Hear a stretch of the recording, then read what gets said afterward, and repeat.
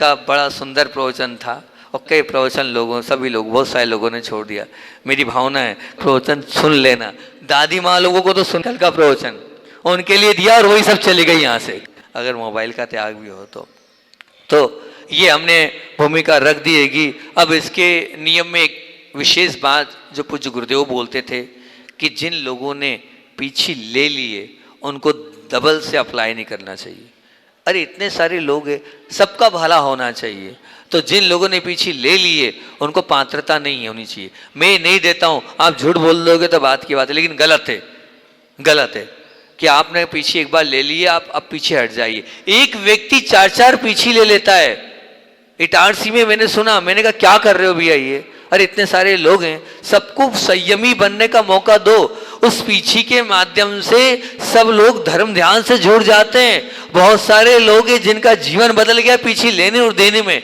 अब वो अपने जीवन में परिवर्तित कर रहे हैं, अपने जीवन को संयमी बना रहे हैं, त्याग की भूमिका में बढ़ रहे हैं। 3 पीछे ऑलरेडी वही नियम फिर रिपीट करके आपने दे दिए। क्या मतलब निकला? क्या सार्थकता रही? नहीं, बिल्कुल नहीं। तो जिन लोगों के नियम हैं उन लोगों के लिए पीछे के लिए आगे, या जिन लोगों ने ले लिए उनके लिए। अब इसमें मैंने 2 कंडीशन रख रखी है। जो कम उम्र वाले हैं जैसे 25 से लेकर 40-45 और 50-45 तक की मानता हूँ। बाकी 45 के बाद तो आप रिटायर हो जाओ, अधिक से अधिक मामला हो तो 50।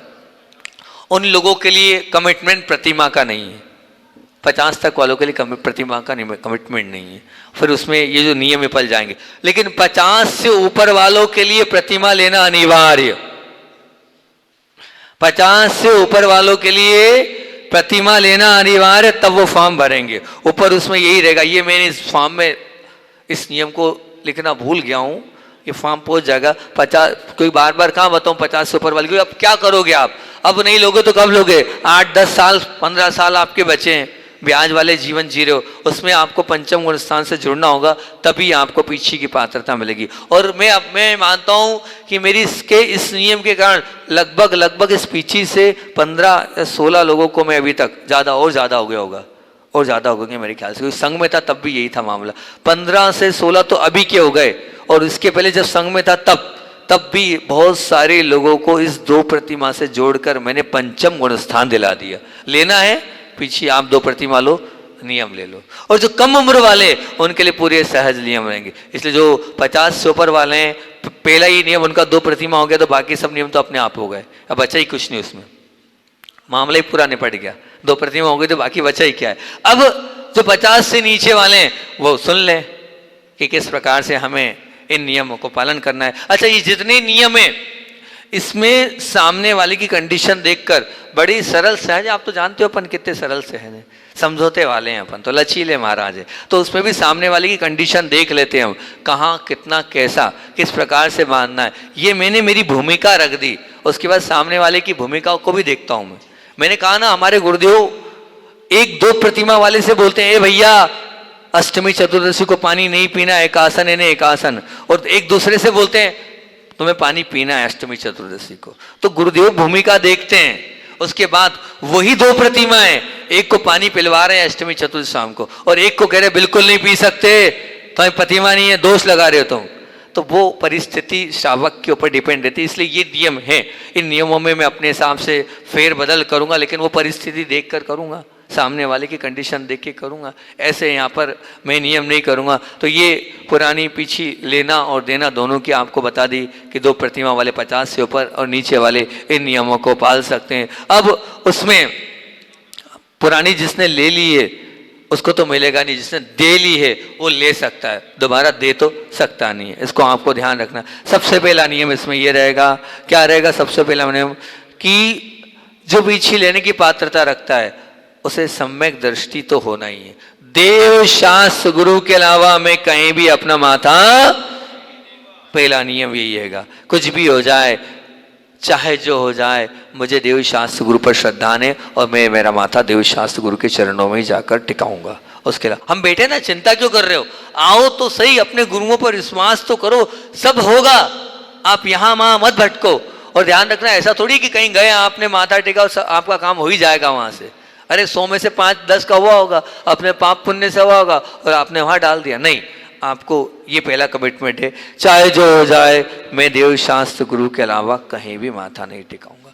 दूसरी बात, देखो पीछे अपने आप में उपकरण एक अपने आप में बहुत महत्वपूर्ण चीज है, और जब इतनी महत्वपूर्ण चीज आपको मिल रही है और या आपको देने का मौका मिल रहा है तो क्या होगा मालूम क्या होगा?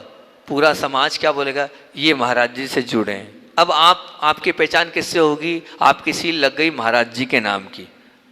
किसकी सील लग गई? महाराज जी के नाम। मान लो आचार्य श्री के पीछे लगी है तो सब लोग क्या बोलेंगे, भैया आचार्य श्री के पीछे लगी। सील किसकी लग गई? आचार्य श्री की सील लग गई। अब कोई ऐसा महाराज जी का जुड़ा हुआ व्यक्ति इतने महान उपकरण को ले रहा है या इतने महान उपकरण को देने का उसको सौभाग्य प्राप्त हो रहा है, कम से कम इतना नियम तो उसका होना चाहिए कि मैं अष्ट द्रव्य से पूजन और अभिषेक करूं। ये पात्रता तो होनी चाहिए उसको। मैं ये मानता हूं इतना मुख्य कार्य आपको मिल रहा है, साधु परमेष्ठी की पीछे मिल रही है, तो अब इसमें कहीं किसी कंडीशन वसात अलग छूट रहेगी, लेकिन हम सामान्य से अभिषेक पूजन करेंगे ही करेंगे, अष्ट द्रव्य से करेंगे। अब कई माताएं हैं जो नहीं करती है, नहीं, अष्ट द्रव्य से ही पूजन की भूमिका है। इसमें आपको अष्ट द्रव्य से ही पूजन और अभिषेक करना ही है, अनिवार्य रूप से करना है, ये निश्चित आपको मान के चलना है, नहीं तो फिर रह क्या जाएगा सामान्य से और आप में। फिर तीसरी बात, जो भी इतना महान कार्य करने का सौभाग्य पड़ रहा है, कम से कम जो जैन बनने के हमारे सिद्धांत है, रात्रि भोजन का त्याग, वो तो उसको रखना ही पड़ेगा। कम से रात्रि भोजन का उसका त्याग होना चाहिए कि हम रात्रि भोजन हम नहीं करें। नहीं तो भैया रात्रि में ही भोजन कर रहे हो और कोई कहेगा भैया पीछे में लिया आपको और रात में भोजन कर रहे हो, कौन से महाराज है वो? अच्छा दुर्लभ सागर जी, बहुत बढ़िया, बहुत अच्छा काम कर रहे हैं। तो अच्छा किसकी हंसी उड़ेगी, आपकी कि मेरी? मेरी हंसी उड़ेगी ना।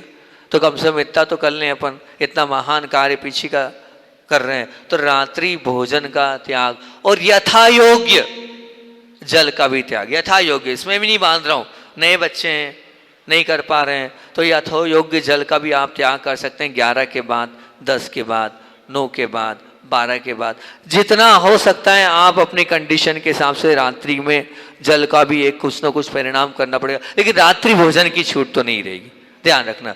आपको बाकी अन्य चीज तो आप लेते ही हैं, वो भी नहीं लेना चाहिए आचार्य के हिसाब से, तो बाकी अन्य तो बहुत सारे ऑप्शंस आपके पास हैं, उसका समर्थन नहीं कर रहा हूँ क्योंकि हमारे गुरुदेव उसका समर्थन तो नहीं करते थे, चारों प्रकार के अन्य जल का त्याग करते थे, लेकिन अपन सरल सहज महाराज हैं तो उन सब चीज़ों के लिए मैं आपको नहीं बांध रहा हूँ। आप देख सकते हैं उत्तम तो चारों प्रकार के अन्य जल का त्याग ही, उसी को आगम में कहा गया है। ये तो एक नई गली और एक नया रास्ता आपने निकाल दिया है कि अन्न का त्याग, ठीक है ना।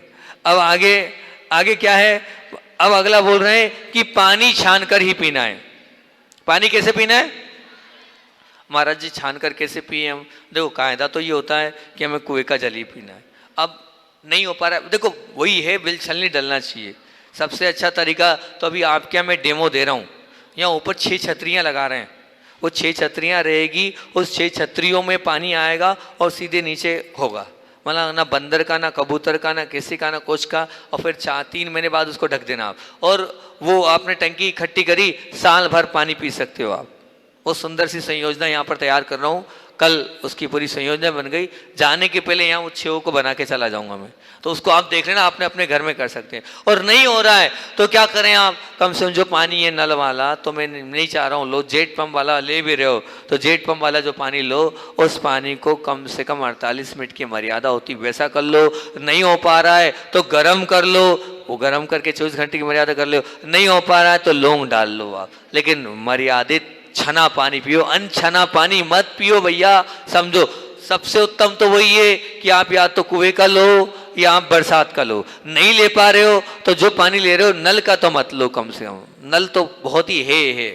अब फिर भी अब है तो फिर उसकी छूट, मना नहीं कर रहा हूँ, पर प्रयास करो नल का नहीं लो। और जेट पंप का भी ले रहे हो तो कम से कम छान कर लो, 48 मिनट की मर्यादा वाला, या गर्म करके लौंग डाल के, क्योंकि अब आप बहुत बड़ा काम कर रहे हो, इतना तो कम से कम होना ही चाहिए, है ना। नल का तो त्याग होना चाहिए। फिर उसके बाद जो सबसे महत्वपूर्ण नियम है, जिसमें कोई किंतु नहीं और कोई परंतु नहीं, ये सबसे महत्वपूर्ण नियम है, ठीक है ना। ये देता ही देता हूं मैं। अभी तक तो मैंने शायद मेरे ख्याल जितने आहार किए मैंने मेरे जीवन में, उतने आहार वालों को नियम दे चुका हूँ। मेरा आहार होता है और सबसे मुझे कुछ नहीं चाहिए, आप धन दो चाहे नहीं दो, लेकिन ये नियम देता ही देता हूँ। क्या देता हूँ? महीने में 4 दिन जैन बनना है हमें। क्या बनना है? बस महीने में 4 दिन जैन बनना है। और जैन बनने का तब तक होता है जब पानी छानता है वही जैन बनता है। तो महीने में 4 दिन कोई से भी आपको शुद्ध भोजन बनाना है। और जैन तो वही होता है जो महाराज जी और माता जी के लिए बुलाता है, वही जैन होता है ना, बाकी जैन नहीं। तो आपको महीने में 4 दिन बाहर पड़गान के लिए खड़े होना है। महाराज जी माता जी हो चाहे नहीं हो, उनको आमंत्रण देना है, बुलाना है। और फिर उसके बाद अंदर जाना है, अष्ट द्रव्य से आचार्य श्री की भक्ति भाव से सामूहिक पूजन करना है और फिर उसके बाद भोजन करना है। ये महीने में 4 दिन जैन बनने का है। इसमें कोई किंतु परंतु नहीं। बाकी नियम में सब में एडजस्ट हो जाऊंगा मैं, पर यहाँ तो कोई समझौते वाला मामला नहीं है। महीने में 4 दिन तो जैन बनना ही है, शुद्ध भोजन बनाना ही है, कुएं का जल लाना ही है। और अगर मौका मिल जाए तो ऐसे रिंकी दीदी, डिंकी दीदी और सोनम दीदी जैसी, या वो भी जो कोई ब्रह्मचारिणी निधि दीदी जैसी कोई दीदी मिल जाए तो उनको भोजन करा देना, है ना। आ जाओ हमारे यहाँ भोजन कर लो, उन सबका भला हो जाएगा, है ना, उन सबका बढ़िया ठाठ हो जाएगा। हमने नियम दे दिया एक बार तो घर में झगड़ा हो गया हमारे। क्या हो गया? एक ये नियम दे दिया, ये नियम दे दिया, तो जो है हमारे यहाँ, मेरा वहाँ पर एक तो जब चतुर्मास वहाँ जाते थे, अभी एक प्रवचन करके संदीप भैया ने नियम दे दिया, इस तारीख को ये, इस तारीख को ये, इस तारीख को ये, सब तारीख बांध दी, 30 दिन शुद्ध भोजन बनेगा, ऐसा सिस्टम कर दिया। अब 30 दिन शुद्ध भोजन बनेगा सिस्टम कर दिया, तो एक भी दिन मेरा घर में भोजन ही नहीं हो। अब भैया जी इकलौते अपन अकेले, और कोई था ही नहीं गाँव में, तो बस लड़ने लगे। माँ तो बोले ये क्या हो रहा है, हमारे ही बेटा हमारे ही नहीं खाता है, क्या मतलब, नहीं ये नहीं चलेगा। तो ऐसे ही यहाँ हो जाना चाहिए आपके यहाँ कि जितनी सोनम दीदी है, डिंकी दीदी है, रिंकी दीदी है, और जो भी जितनी बहनें हैं, और भी जो हैं, अभी तो सामने 3 ही दिख रही, तो इसलिए 3 का नाम आ रहा है। निधि दीदी दिख रही थी, वही चले गई छोड़कर। तो जितने लोग हैं उन लोगों को भोजन के लिए आप अष्टमी चतुर्दशी को बुला सकते हैं, मर्यादित भोजन, मतलब जरूरी नहीं बुलाएं आप, लोड वाला मामला नहीं, आप शुद्ध भोजन कर लें, उनको बुलाएं चाहे नहीं बुलाएं, लेकिन आप अष्टमी चतुर्दशी जैन बन जाए, इसमें कोई भी समझौता नहीं। पड़गान भी करना होगा। शर्म आती है बाहर निकलने में, लोग दुनिया कहेगी, हम लोग दुनिया कहेगी क्या कर रहे हैं महाराज जी, नहीं और पड़गा रहे हैं। अगर लगता है ऐसा लग रहा है, कमरे में कर लें, छत पर जाके कर लें। आपको अपना धर्म बताने में शर्म आ रही है कि लोग क्या समझेंगे, अरे यही तो धर्म है सच्चा, उसमें शर्म आ रही है तो भैया अपने हॉल में कर लेना, छत पर जाके कर लेना। क्या कर सकते हैं भैया आप? अब यही तरीका दे सकता हूँ, क्योंकि आप कहोगे नहीं शर्म आएगी, हमें नहीं आना, तो ऐसा कर लेना। पर ये करना अनिवार्य है, इसमें कोई किंतु नहीं और इसमें कोई परंतु नहीं। अगला नियम अब आपको ध्यान रखना है, 8 मूल गुण पालन करना है। ये तो देखो हमारे नियम ही है ना, 8 मूल गुण जो हमारे कहे गए हैं उनको हमें पालन करना ही करना है। और यथा योग्य 5 अनुव्रतों को हमें पालन करना ही करना है। और मध्य मास मधु का तो त्याग उसमें हो ही जाएगा, उसमें कोई है ही नहीं। फिर उसके बाद चाहे जो हो जाए, देखो हो रहा है तो प्रयास करना हम नहीं करें, क्योंकि मैं जानता हूँ ये चीज़ें कंडीशनली नहीं होती है, क्योंकि मैंने स्वयं ने भी वो व्यापार किया है। मैं जानता हूँ कैसे उस व्यापार को मैंने बंद किया है। छोटा मोटा व्यापार नहीं था, बहुत लंबा चौड़ा व्यापार था। हिंसात्मक अनुचित आय के स्रोतों का त्याग, हिंसात्मक, तो हिंसात्मक आप समझदार है कौन किस चीज़ों से हिंसा होती, फर्टिलाइजर्स वाले व्यापार का त्याग। लेकिन मैं बांध नहीं रहा हूँ, प्रयास करो धीरे धीरे हम दूसरा व्यापार लाएं, या जूते चप्पल का जो व्यापार है वो हमारे करने योग्य नहीं है, या फटाके का काम है हमारे करने योग्य नहीं है।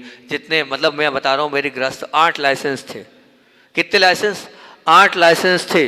लंबा चौड़ा काम था, इतना बड़ा काम था जिसकी हद नहीं। लेकिन उसके बावजूद भी पहली बार जब आचार्य भगवान के आहार हुए हमारे वहाँ नेमावर में केशलोच की पारणा के लिए आए, पूरे 125 चौकों में से ढूंढते ढूंढते गुरुजी, और खड़े हो गए तीसरे या चौथे दिन ही।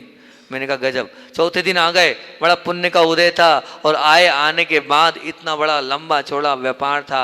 और जब बढ़िया से पुराण सागर जी ने बोला तुम्हारा इतना बड़ा व्यापार होता है, बंद कर दो, समझो ये क्यों कर रहे हो, दूसरे व्यापार नहीं के तुम्हारे पास? तो नहीं है, पर वो हमारा पुश्तैनी व्यापार चला आ रहा है, 8-9 लाइसेंस है, सबसे बड़े व्यापारी हम ही हैं, होलसेल व्यापार है। उन्होंने बात मानी। और शिवा काशी बोले अच्छा जितना गोडाउन में शिवा काशी से डायरेक्ट माल आता था फैक्ट्री से आ गया, अब अगले साल से नहीं करूँगा। और उन्होंने अगले साल से लाइसेंस को अलग कर दिया और व्यापार बंद। बहुत बड़ी हिम्मत चाहिए लेकिन इसको करने के लिए, लाखों रुपए की आय आ रही है और बंद करना। लेकिन अब मैं ये इतना कह रहा हूँ कि प्रयास करना, हिंसात्मक कोई व्यापार नहीं होना चाहिए। ठीक, फिर उसके बाद क्या है, गर्भपात का 9 कोटि से त्याग। ठीक है, ध्यान रखना, क्योंकि वो सीधे सीधे पंचेंद्री का मरण है। इसमें कहीं 9 कोटि का था तो समझ रहे ना, कृत भी नहीं, कारित भी नहीं, अनुमोदना भी नहीं। कहीं कुछ हो भी रहा है तब उसमें आप अनुमोदना नहीं करना, पूरी तरीके से त्याग कर देना। इसमें कोई किंतु नहीं, इसमें कोई परंतु नहीं। ये नियम आपको फॉलो अप करना ही करना होगा। फिर उसके बाद माह में एक बार, कम से कम एक बार आपको भगवान की भक्ति के लिए, मैं मान नहीं रहा हूं कोई सा भी, आप चाहे तो अरनाथ विधान कर लो, पर विधान करना है अपने कर्म रूपी विधान को तोड़ने के लिए। माह में एक बार हम विधान करेंगे ही करेंगे।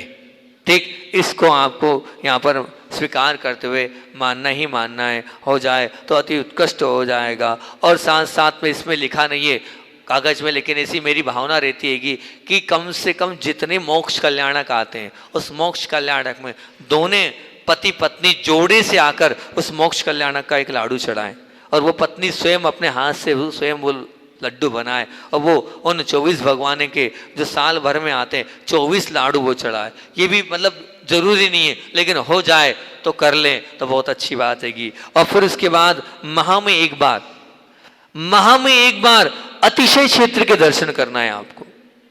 जहां आसपास जैसे बजरंगगढ़ है, आप चले जाएं, पति पत्नी और परिवार के साथ जाना है, अकेले अकेले नहीं जाना है। माह में एक बार हम जाएं, उस पीछे को, उस संयम को याद करें, और अतिशय क्षेत्र के दर्शन करने हमें जाना ही है।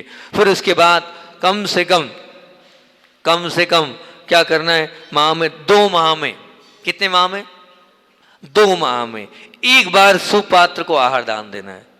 सुपात्र का तात्पर्य होता है जिनके पास पीछी हो, है ना, आरिका है, मुनिराज हैं, उनके 2 माह में एक बार आपको आहार देने जाने। महाराज जी नहीं दे पाए तो फिर एक काम करो, सबसे अच्छा तरीका है साल में आप आ जाओ और 6 दिन के लिए हमारे पास आ जाओ, शुद्ध भोजन लगा लो।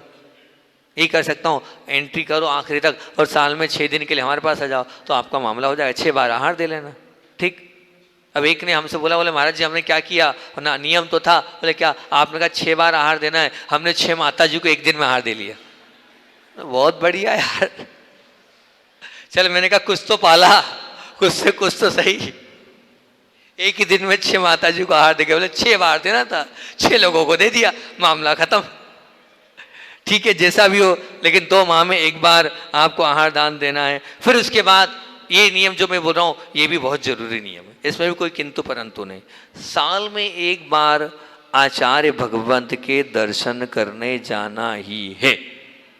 ठीक, अभी वर्तमान में हमारे पूज्य आचार्य महाराज समय सागर जी के दर्शन करने आपको जाना ही है, एक बार जाना है। कुछ भी हो जाए, कैसे भी हो जाए, उनके साक्षात दर्शन करने में जाना है। इस नियम में भी मैं चाहता हूँ कोई किंतु परंतु नहीं हो जाए, कोई परिस्थिति हो और अलग बात, बाकी ये। और फिर उसके बाद एक अगला नियम है कि साल भर में एक बार कोई भी सिद्ध दर्श क्षेत्र के दर्शन हो जाए, कोई भी आसपास के सिद्ध। यहाँ मेरे ख्याल से आसपास कौन सा सिद्ध क्षेत्र है, कुंडलपुरी है, सोनागिरी है, सोनागिरी एक सिद्ध क्षेत्र के साल में एक बार दर्शन हो जाए, तो साल में गुरुदेव के दर्शन एक बार और साल में सिद्ध क्षेत्र के दर्शन एक बार हो जाए। और फिर उसके बाद जो आने वाला अष्टानिका पर्व है, ये नियम भी थोड़ा सा मैंने लचीला बना दिया है कि 3 अष्टानिका होती हैं, उन 3 अष्टानिकाओं में से एक अष्टानिका पर आप विधान कर लें। भले आप अकेले बैठ के दोनों से कर लें, नहीं होता है, लेकिन करें। सिद्धों की आराधना से सच कह रहा हूं, इतने पाप गल जाते हैं, इतनी विशुद्धि बढ़ती, इतना असाता दूर होता है। आचार्य श्री जी बहुत से ऐसे पीड़ित लोगों को बताते थे कि सिद्धों की आराधना करो। वो ये नहीं बोलते थे सिद्ध चक्र, अब वो सिद्धों की आराधना का तात्पर्य होता है कि सिद्ध चक्र विधान करो। तो सिद्ध चक्र विधान से आप सबको जुड़ना है। सिद्ध चक्र विधान आपको कम से कम 3 अष्टानिका, और अष्टानिका में ही करना है, क्योंकि ये अष्टानिका जो पर्व होता है, इस पर्व में जो देवता लोग भी क्यों करते हैं, शाश्वत पर्व है इसी पर, और आपके यहाँ तो आने वाला है, ठीक है ना, तो आप बिल्कुल नहीं छोड़ना है। वो देखो आप धर्म इंद्राणी बैठी हुई है, सुन रही है कि वहाँ से, बिल्कुल उसकी भाव से शायद उसने बोला होगा। और मैंने कहा है कि जो गर्भवती माताएं, उनको तो बिल्कुल नहीं छोड़ना है, बिल्कुल कमेटी व्यवस्था करेगी। आप अपने पूरे आसपास के रिश्तेदारों को बुला लो, मंत्रों वाला वो अभिमंत्रित वो विधान हो रहा है, तो आपको 1 वर्ष में जो एक 3 वर्ष में 3 होते हैं, उसमें एक को तो आपको अटेंड करना ही करना है। फिर उसके बाद आगे अपना समय हो रहा है, फास्ट बता रहा हूं कि माता पिता की प्रतिदिन सेवा करना ही है, उनके चरण छूना ही है, उसमें कोई किंतु और परंतु नहीं। ये नियम में भी मैं समझौता नहीं करूंगा। आपको अपनी सासू माँ से आपको व्यवहार बनाना ही पड़ेगा, अगर नहीं भी पटती हो तो पटाना पड़ेगा। महाराज जी हमारी सासू माँ बहुत दूर रहती है, हम इंदौर रहते हैं और सासू माँ अरुण रहती है, तो आपको क्या करें महाराज जी? तो देखो कोई मोबाइल का आपका त्याग नहीं है, एक बार सासू माँ से आपको बात करनी होगी, आपको एक बार सासू माँ से बात करनी होगी, माँ ठीक तो हो, कोई तकलीफ तो नहीं है, आपका स्वास्थ्य तो बढ़िया है, इतना करना पड़ेगा। जो बाहर वाले उनके लिए छूट दे दी, क्या करें, सासू माँ पास नहीं है, वो वहाँ रहते हैं और ये यहाँ रहते हैं, ऐसा करना है, ये आपको ना नियम पालना पड़ेगा। फिर उसके बाद क्या, एक अगला नियम, वो भी इसमें भी कोई किंतु परंतु नहीं, जो नौकरी वाले वो नौकरी वाले और जो व्यापार वाले वो व्यापार वाले। तो व्यापार वालों के लिए 100 रुपए की बिक्री पर 1 रुपए पर मेरा अधिकार है। आपकी 100 रुपए की सेलिंग होगी, उसका 1 रुपया आपको मेरे को आके देना पड़ेगा, ठीक है ना? मतलब मेरे को आके देना पड़ेगा मतलब तात्पर्य ये नहीं, जहां भी हो वहां दान करना है, ठीक है ना? 100 रुपए पर 1 रुपया कम से कम, और अधिक कर सकते हो तो बहुत अच्छी बात है, ठीक। ये भी इस नियम में भी कोई, और जो नौकरी वाले वो अपना कंडीशनल देख लें, क्योंकि देखो लाभ प्रॉफिट निकलता नहीं है, हमारा प्रॉफिट कितना हम बता नहीं पाएंगे, तो अब हमने उसका सिस्टम निकाले 100 रुपए पर 1 रुपया। जिसने मेरी ये बात मानी है उनका व्यापार दुगना तिगना और चौगुना हुआ है, आप इस बात को मान लेना, स्वीकार कर लेना। फिर उसके बाद क्या है, सप्ताह में 1 बार, कंडीशनल है, ये भी हो जाए तो बहुत अच्छी बात, सप्ताह में 1 बार, जैसे यहाँ 4 जिनालय हैं तो चारों जिनालयों के दर्शन करने जाना है 1 बार। जैसे हम मान लो गुलाबगंज मंदिर जाते हैं, तो अब सप्ताह में 1 दिन हम कोई तय कर लें, उसमें चारों मंदिर के दर्शन करें। पति पत्नी कर लें तो बहुत अच्छा, नहीं तो पति अलग और पत्नी अलग कर लें, पर हफ्ते में 1 दिन हमारे पूरे जिनालय, चारों जिनालय के, या जहाँ जो जिस गांव में रहते हैं उनके पूरे हमें दर्शन करना ही करना है। फिर उसके बाद माह में, देखो इसको भी पालना है, इतना तो होना चाहिए कम से कम व्यापारी लोगों के लिए, माह में 1 दिन पूरी तरीके से झूठ का त्याग।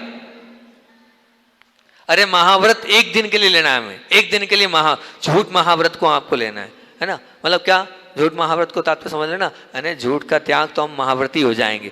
1 दिन, पूरे दिन, सुबह से लेकर रात तक, जो दिन आपको अच्छा लगे, अष्टमी ले लो, चतुर्दशी ले लो, हम 24 घंटे में चाहे कुछ भी हो जाए झूठ नहीं बोलेंगे, नहीं बोलेंगे, नहीं बोलेंगे, ध्यान रखना। फिर भी बुला जाए तो क्या करेंगे, उसका अपन सोचेंगे समझेंगे, एक डायरी देंगे आपको गिफ्ट में, और क्या है उसमें लिखना कि गलती हो गई महाराज जी क्षमा कर दो, है ना? तो 1 दिन झूठ का त्याग, और 1 दिन पूरे 70-80 प्रवचन दिए उसका त्याग, 1 दिन के लिए त्याग कर सकते हैं। क्रोध का त्याग बोला ना, रोन का रो बोल रहा है, रोज करने को, रोज छोड़ने को मिला है चातुर्मास, है ना? तो रोज का त्याग 1 दिन के लिए तो कर लोगे भैया, आरोन वालों बोल लो जितना आपको संबोधा, किसी को नहीं संबोधा मैंने। 1 दिन गुस्से का त्याग हो जाएगा, नहीं होगा, बोलो हो जाएगा। 1 दिन क्रोध करने का पूरे तरीके से हमारा त्याग रहेगा। और अब उसके बाद अगला नियम है ये नियम भी देखो जरूरी है, जहां मैं कह रहा हूं जरूरी है उसमें कोई किंतु नहीं।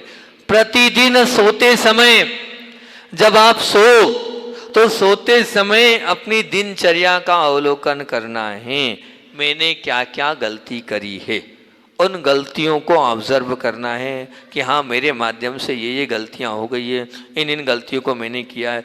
वो गलती आपको सिर्फ देखना भरे, क्या करना है, ऑब्जर्व करना है कि मैंने मेरी सासू माँ से कब क्या बोला, मैंने मेरे पतिदेव से क्या बोल दिया, मैंने और किसी से किस प्रकार का व्यवहार कर दिया, या मेरे मन के परिणाम कब खराब हुए, या और जो भी पापात्मक क्रिया है उस पर आपको चिंतन करना है कि मैंने ये किया। और फिर करने के बाद क्या करना है, इसका दुष्परिणाम मुझे क्या भुगतना पड़ेगा, मेरे परिवार को क्या भुगतना पड़ेगा, इसकी आगे क्या कंडीशन बनेगी, इससे मेरे लिए अगली पर्याय में क्या मिलेगा, ये मुख्य आपको सोचना है। क्योंकि देखो ध्यान रखना, मैं आपको कितना भी मोटिवेट करूं, कितना ही समझाऊं, आप नहीं समझोगे, लेकिन जब आप अपने आप से बात करोगे ना, अपने आप समझ जाओगे, और फिर आप नहीं करोगे। तो आपको 5 मिनट के लिए अपने पापों को सोचना है, अपने पापों का चिंतन करना है, और उसी के साथ अगर हो जाए, कंडीशनल नहीं, ये भी हो जाए तो बहुत अच्छी बात है। तो महाराज जी कितने सारे नियम दोगे, रेंदो नहीं चाहिए आपके पीछे, रख लो अपने पीछे अपने पास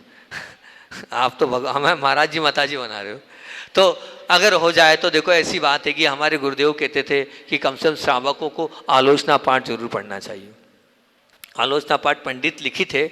मैं तो ये मानता हूँ कि आप दिन भर अपना खुद का वो जो मेडिटेशन करोगे वो आलोचना पाठ ही हो गया, लेकिन फिर भी जो लोग प्रतिमाधारी वो तो प्रतिक्रमण करेंगे, लेकिन आप लोग एक आलोचना पाठ 4 से 5 मिनट लगता है, उसको पढ़ लोगे तो उस आलोचना पाठ को आप हिंदी अर्थ में देख लोगे तो अपने आप सब कुछ हो जाएगा, सब भला हो जाएगा। और तीसरा कंडीशनल ये नियम भी है, और ये भी हो जाए तो बहुत अच्छी बात है कि कंडीशनल है। अभी तो मैंने वो करा ही हैगा, प्रवचन ही किया, परसों नरसों का पूरा प्रवचन किया। निंदा और चुगली का त्याग, काय का त्याग बोलो ना, सब लोग नीचे मुंह क्यों करने लगे। निंदा और चुगली का त्याग नहीं हो पाएगा महाराज जी, आप रख लो पीछे अपने पास। भैया नहीं, ऐसा नहीं, इसका त्याग तो जरूरी है। काय का त्याग? निंदा और चुगली का त्याग। अब इसमें कंडीशनल है, हम रोज प्रयास करें, अपने आप को अच्छा बनाते चलें और हम चुगली किसी की नहीं करें, हम किसी की निंदा नहीं करेंगे, तो निश्चित रूप से हम अपने आप को अच्छा बना पाएंगे। और फिर उसके बाद अगला हमने जो कल आपसे बोला था, झंझा, काय का कल का प्रवचन भैया सुन लेना, बहुत अच्छा प्रवचन था। झंझा मतलब क्या? रूठने का त्याग। वो माँ पूछ रही है झंझा का मतलब क्या होता है। झंझे का मतलब ये होता है, अब प्राकृत में वो झंझा है, ठीक है ना, और उसका हिंदी अर्थ है रूठने का त्याग। काय का त्याग?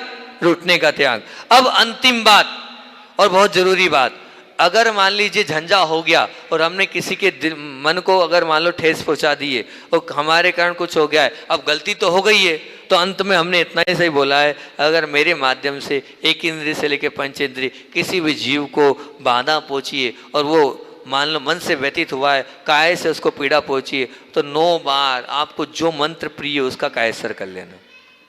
जो आपको प्रिय मंत्र है, 9 बार नमोकार मंत्र पढ़ सकते हो वो, या और किसी को कोई फेवरेट मंत्र है तो आप उस फेवरेट मंत्र से जिस मंत्र में आपको अच्छा लगता हो वो मंत्र, जो मंत्र आपको प्रिय हो वो मंत्र आपको 9 बार करना है कि मुझसे गलती हो गई, मैंने मेरे बच्चे का मन दुखा दिया, मेरे पति का दुखा दिया, मेरी सास का दुखा दिया, मेरी सासू को दुखा दिया, उतने कायसर आप कर लेना, तो कम से कम ये बहुत बड़ा काम अपना हो जाएगा। ये पूरी नियमावली हो गई। ये पूरा लगभग 1 घंटा ही होने जा रहा है। क्या करूं मैं, अब पूरे नियम समझाने के लिए 1 घंटे ही होने जा रहा है, तो ये पूरे नियम हो रहे हैं। अगर इन नियमों में कोई टूट फूट होती है, कुछ गलती होती है, तो उसका क्या करना है। आप देखो, अगर कोई कमेटी वाले या कोई गिफ्ट कर देगा कि महाराज जी मेरे पास तो कुछ है नहीं, अगर आप लोग कोई दे दोगे कि हाँ महाराज जी हमारी तरफ से जितने ये आए हैं पीछे लेने और देने वाले, उनको एक डायरी और एक पेन दे दो, तो मैं दे दूंगा, नहीं तो आप अपने पैसे से खरीद लेना डायरी और पेन, और पूरा वर्ष भर का चिट्ठा अपना लिख लेना कि भैया मेरी इतनी गलती करी है, मेरे माध्यम से इतना सब कुछ हो चुका है, और फिर अगले वर्ष आना और हमसे प्रायश्चित ले लेना और अपने आप को अच्छा बना लेना। गलतियां तो सबसे होती है, लेकिन गलती को स्वीकार करने वाला और गलती को सुधारने वाला वो महान होता है। एक ना एक दिन अपन गलती सुधारते सुधारते भगवान के बाजू में निश्चित रूप से बैठेंगे। तो आप सब लोग इन नियमों को पालन करके अपने जीवन को अच्छा और महान बना सकते हैं। मेरी भावना है आप सबका जीवन अच्छा और महान बने। इसी भावना के साथ, इसी भावना से बोलिए आचार्य वन विद्यान सागर जी महामुनि राज की जय।